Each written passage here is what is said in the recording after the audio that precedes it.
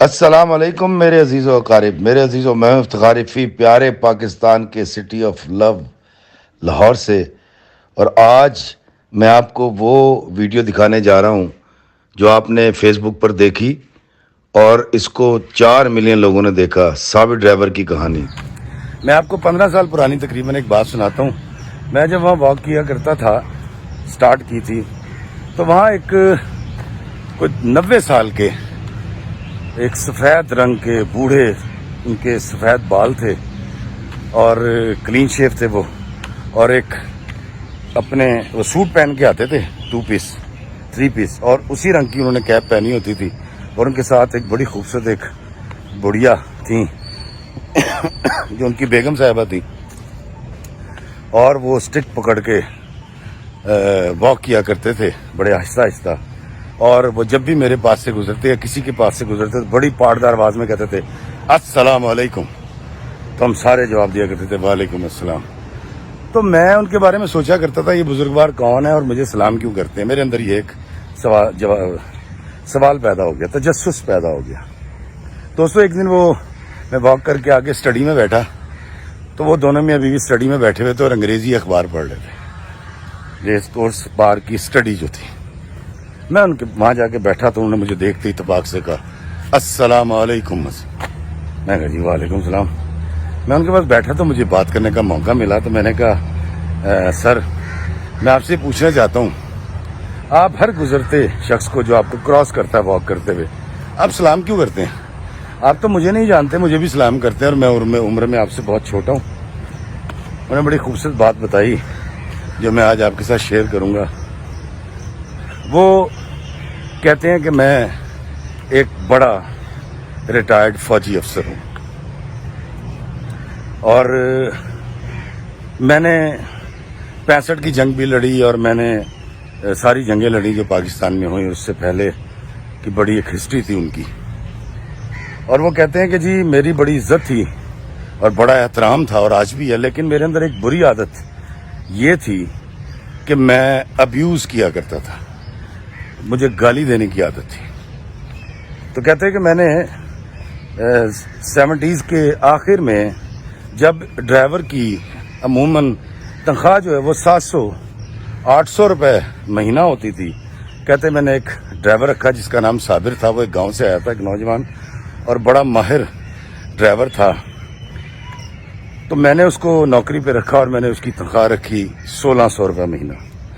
اچھا، صرف 1600 روپے مہینہ تنخواہ نہیں تھی، بلکہ صابر کو اور اس کی بیوی بچوں کو انیکسی میں انہوں نے رہنے کے لیے جگہ بھی دے دی، اور 2 ٹائم کا کھانا بھی کوٹھی سے ہی جاتا تھا ان کی. تو وہ کہتے ہیں کہ جی میں نے صابر کے ساتھ بھی وہی رویہ رکھا جو میں لوگوں کے ساتھ رکھتا تھا. صابر میرے پاس کو 5 سال رہا، بڑا اچھا تھا، نظر جھکا کے رہتا تھا، اور مطلب کوئی سیکرٹ آؤٹ نہیں کرتا تھا، کیونکہ سیکریسی بھی ہوتی ہے انسان کی. لیکن میں کچھ عرصے سے دیکھ رہا تھا اس کی کچھ نظریں بدلی ہوئی تھی. تو ایک دن ایک بڑا سرکاری تقریب تھی جہاں سے میں بڑی تعریفیں بٹور کے جب گھر واپس لوٹا ہوں، رات کا وقت تھا، دیر ہو چکی تھی. تو اس نے گاڑی جب ریورس کی تو وہ گملے سے ٹکرا گئی اور گملہ ٹوٹ گیا. کہتے مجھے بڑا شدید غصہ چڑھا اور میں نے اس کو غصے کے عالم میں بہت برا بھلا کہا، اور میں نے جو میرا انداز تھا میں نے اس کو ابیوز کیا. کہتے صابر نے 2 بار مجھے کہا صاحب جی گالی نہ دیں، خدا دا واسطہ گال نہ کڈو. لیکن میرا غصہ تیش عروج پہ تھا. میرا یہ جوانی کا بھی پیک ٹائم تھا اور میرا یہ کریئر کا بھی پیک ٹائم تھا. تو کہتے جی میں نے اس کو بڑا برا بھلا کہا، اور اس نے میرے آگے چابی کی. انہوں نے کہا صاحب جی آپ دوسرے ڈرائیور کا بندوبست کر لیں، اور میں آپ کے ساتھ کام نہیں کر سکتا. کہتے میں نے سوچا کہ بکواس کر رہا ہے، اتنی آسائشیں، اتنی تنخواہ اس کو کہاں ملنے والی ہے. یہ تو اس دور کی 18ویں اسکیل کے افسر کی تنخواہ بھی نہیں تھی اتنی. تو کہتے میں نے اس کو کہا دفع ہو جاؤ، اور وہ چلا گیا. کہتے میں جا کے سو گیا، اور مجھے امید تھی کہ صبح ہوگی یہ آئے گا اور آ کر مجھ سے سوری کرے گا اور معاملات ختم ہو جائیں گے. کیونکہ میں ہمیشہ گالی جو ہے وہ دل سے نہیں دیا کرتا تھا. میں تو بڑے مان تران سے گالی دیتا تھا اور مجھے بڑا یہ یقین تھا کہ میں جو گالی دیتا ہوں یہ میں بڑے اپنے لوگوں کو دیتا ہوں، اپنوں کو.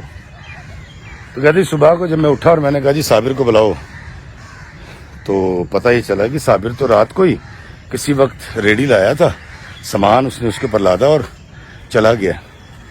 کہتے میں بڑا حیران تھا یہ کیسے ممکن ہے، اتنی بڑی تنخواہ، اتنی آسائشیں چھوڑ کے وہ کیسے جا سکتا ہے.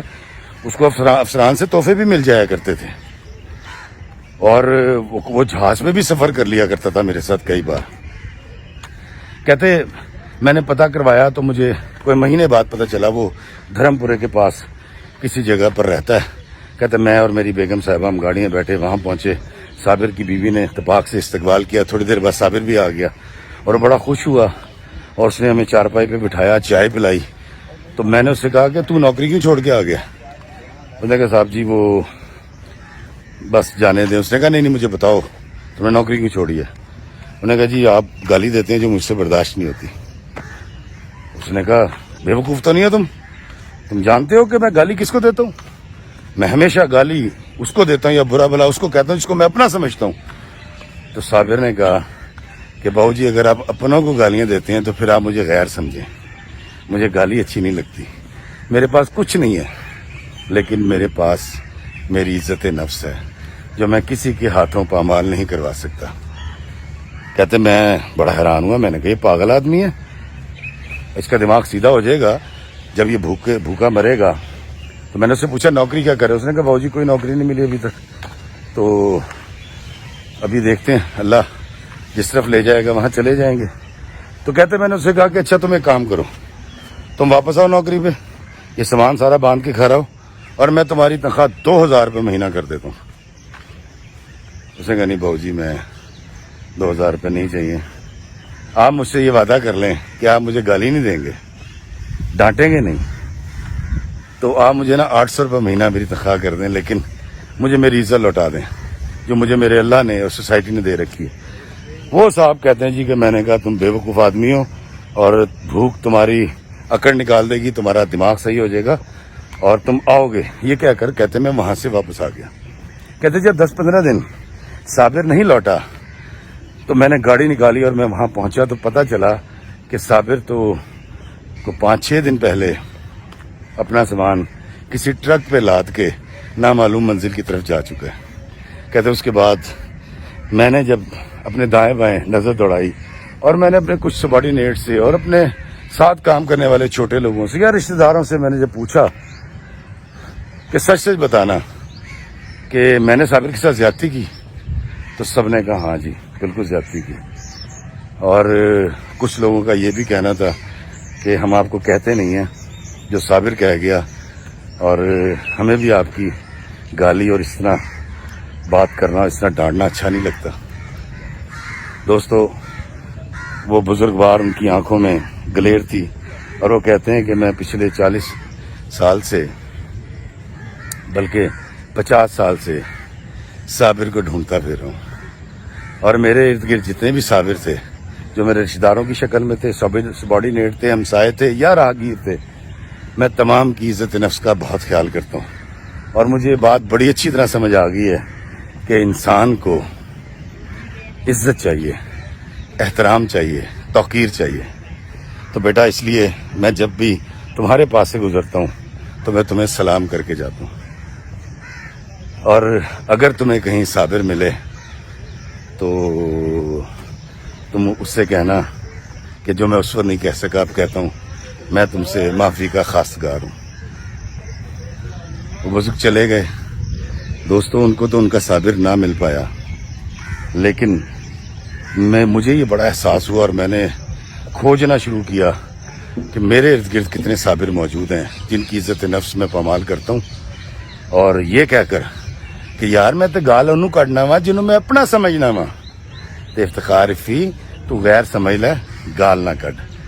تو اللہ تعالیٰ مجھے اپنے گرد گرد کے صابروں کی عزت، توقیر اور تکریم کرنے کی توفیق عطا فرمائے، کیونکہ آقا دو جہاں سرکار مدینہ کا فرمان ہے کہ انسان کا دل دکھانا سب سے بڑا گناہ ہے.